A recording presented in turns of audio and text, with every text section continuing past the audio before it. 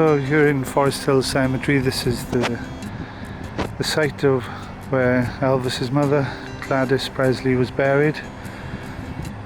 She died August 14th, 1958.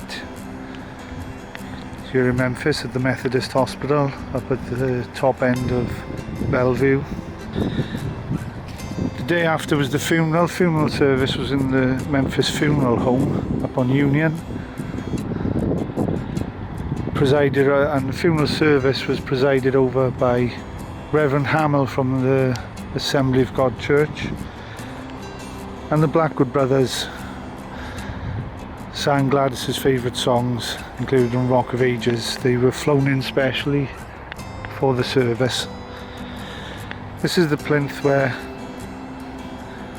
the monument that's now in the Meditation Gardens in Graceland. This is the plinth that it once stood on.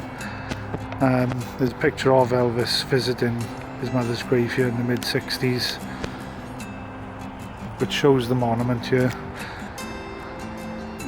Of course, Elvis's mother died in August 58. Elvis was shipped to Germany in September of 1958.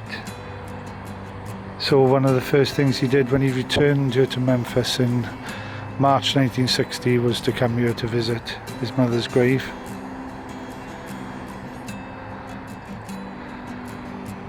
After Elvis died, he was brought here to the mausoleum, which we're going to next, which is just through the trees there, in the Presley family vault. And Gladys's body was also moved there soon after that. On October 3rd, following security concerns, after 3 people were arrested for trying to break into the Presley vault there, both Elvis and Gladys's bodies were removed to Graceland, where they're now buried in the Meditation Garden. So let's go over to the mausoleum. So this is the mausoleum in Forest Hill Cemetery, where Elvis's body was brought on August 18th, 1977 from Graceland. Came out to the gates of Graceland, a long procession of white limousines driving north on Elvis Presley Boulevard, a couple of miles up here to the Forest Hill Cemetery. So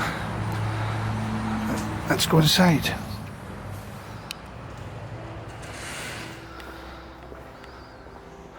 So the Presley family tomb is around the corner here. Oh, it's open. Oh, I wasn't expecting that.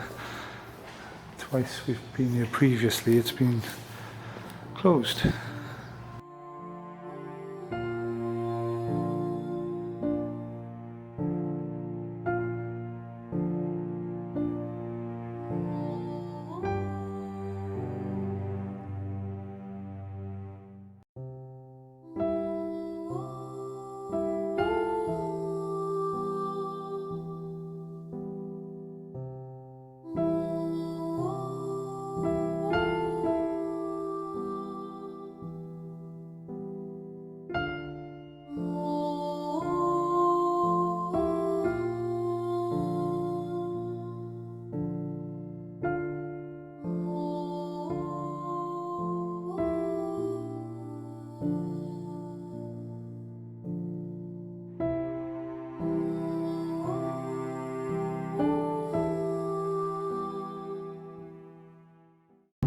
That little building on the left was Burke's Florist, and Elvis had a weekly standing order for flowers to be placed on his mother's grave. Just up here on the left is another small little building, the brown building over there. That used to be the Manhattan nightclub.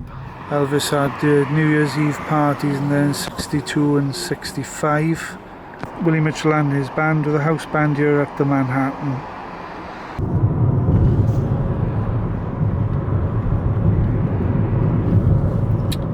That building over on the left there was Chenault's restaurant. which was Elvis's favourite restaurant because it was open 24 hours. They had a private back room. It's where Elvis took Anita Wood on her first date, and where the press first reported a young Priscilla Presley coming out and going into Elvis's car. Wayne Jackson of the Memphis Horns told stories of coming out of the Manhattan Club after playing all night and getting breakfast at Chenault because it was 24 hours. This was the East Trigg Baptist Church. Reverend Brewster was the pastor here, who also had his own segment on the radio station WDIA up in Memphis. And a young Elvis would often sneak down here to listen to the music. So of course you have to remember that the time Memphis was segregated, but Reverend Brewster welcomed all to his services. Over on that corner there where Walgreens was the site of Leonard's barbecue. There was another place that Elvis frequented. Not that he was a big fan of barbecue, but the Leonard's would open after hours for Elvis and, well, mainly Elvis's cohorts, the Memphis Mafia. So this was the first Assembly of God church that the Presleys attended when they came to Memphis. They'd been members of the First Assembly Church in Tupelo, so it was only natural when they came to Memphis they stayed with the same church. A bus would go to pick them up from Lauderdale or wherever they were living at that time. One of Elvis's favourite gospel groups, the Blackwood Brothers, used to rehearse in the basement here.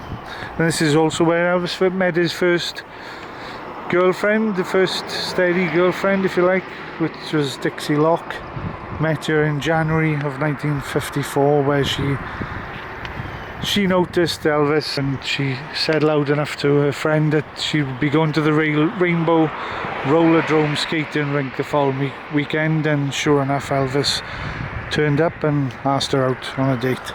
Elvis tried to keep coming here after he started his recording career, but once WHBQ DJ Dewey Phillips announced on air that Elvis attended this church, then as you can imagine Elvis had to stop coming because of all the girls that started turning up and disrupting the services.